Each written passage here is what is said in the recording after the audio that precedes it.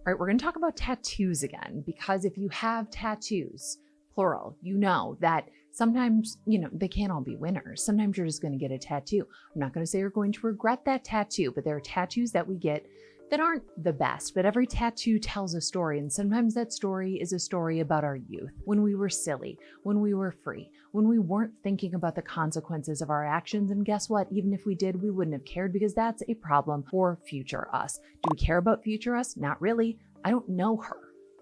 I know past me. I can have some compassion for her. I know present me. I think she's fine. Future me, she's on her own.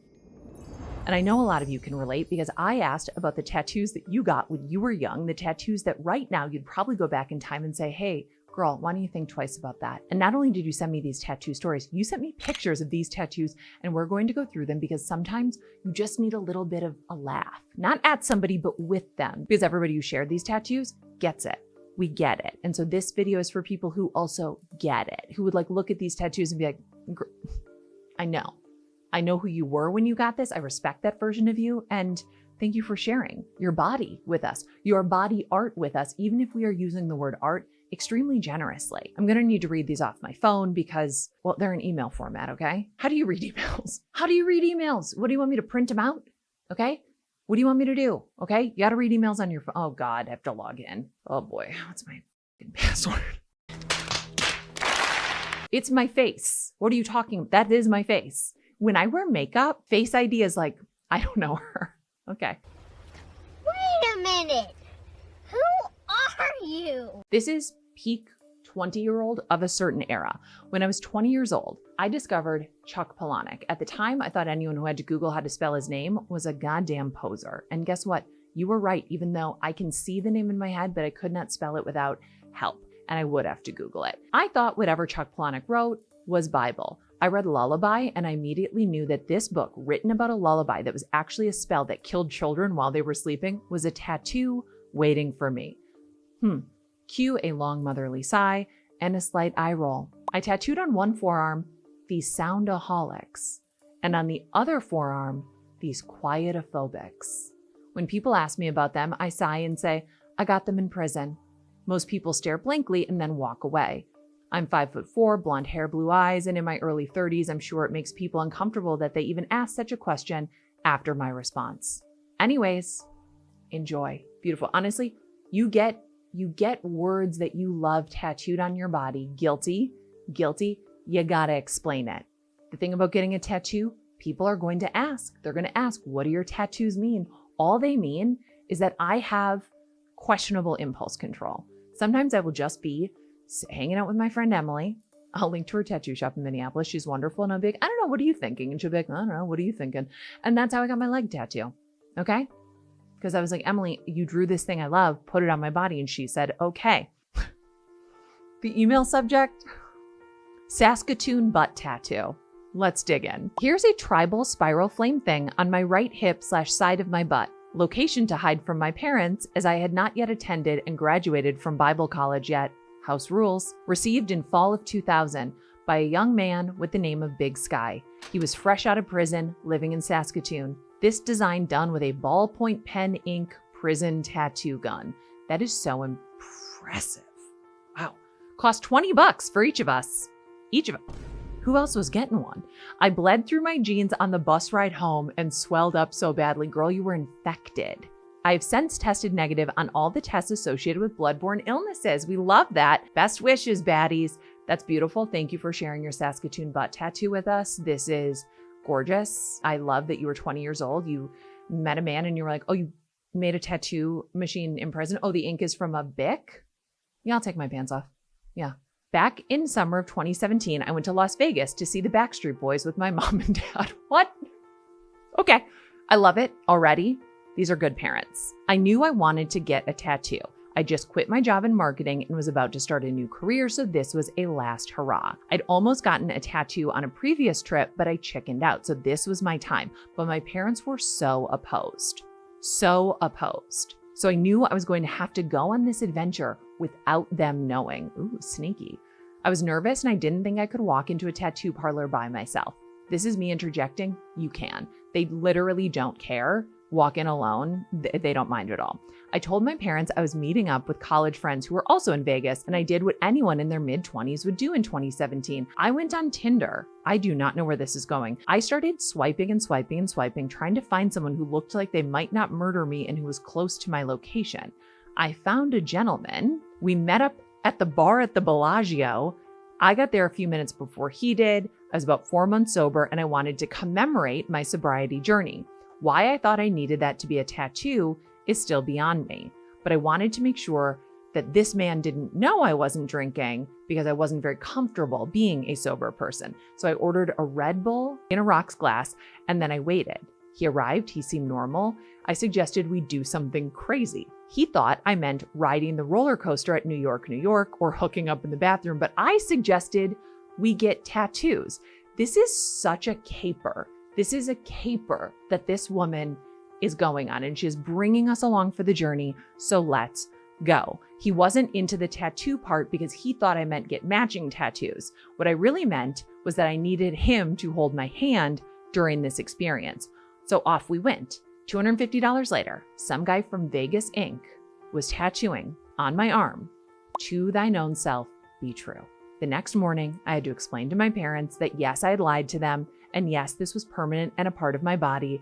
And I also had to break the news to Mr. Tinder that I never wanted to see him again and he had served his purpose. I know I have a constant reminder on my forearm of the biggest blessing of my life, my sobriety, but also one of the biggest lessons I've ever learned. Sometimes impulsivity does not beget quality. You live, you learn. You live, you learn, you get a tattoo, as the saying goes. This tattoo is not really regrettable. I mean, I love the, no offense. Do you like how I'm grading? I'm like, actually, you can't regret this tattoo. You can't regret this tattoo because it's like perfectly acceptable. But what really makes this is the fact that you dragged a man along. You were like, you're a tool for me to get what I need. And it's not sex. It's not. It's a tattoo my parents won't approve of. And I'm getting it in secret. And I'm going to be amped up on Red Bull. And you're going to hold my hand. And then I'm never going to see you again. And I hope he sees this video and he knows that he really did serve a purpose. And he was not ghosted. He was something, it was a new thing that will never happen again. You might be the only person who's ever done this. And I truly think that's very cool and unique. Good job. Okay. Oh my God. Okay.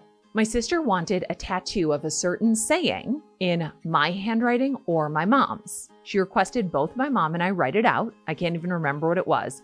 And that we each write it out a few times for her. My mom, having no clue that the handwriting was special and going to be used for a tattoo, had a random Nordstrom employee write it out for her because she noticed the woman had nice handwriting.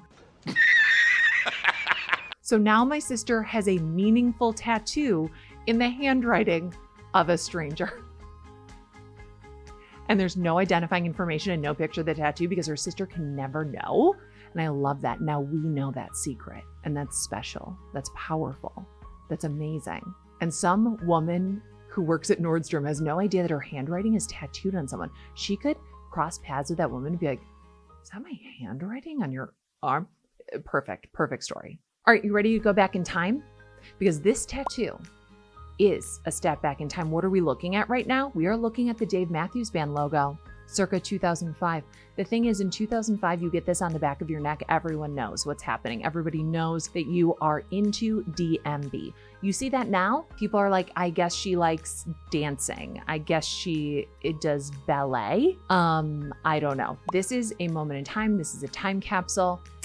Superb. Hats off to 2005 you, baby. I wasn't that young, but I was young at heart because this was a wine night, a ladies' wine night at my house. I happened to have the ingredients for a stick and poke tattoo experience. I've never heard it described as such, a stick and poke tattoo experience. Long story, cobbled together from years prior traveling to Buenos Aires, buying some nice ink, and then hand-me-down sewing kit with some solid needles. What happens at your ladies' wine nights? This is incredible. Anyways, I decided I wanted a butt tattoo high up on the cheek. Honestly, pretty classy. I decided on amuse-bouche, which translates to mouth teaser.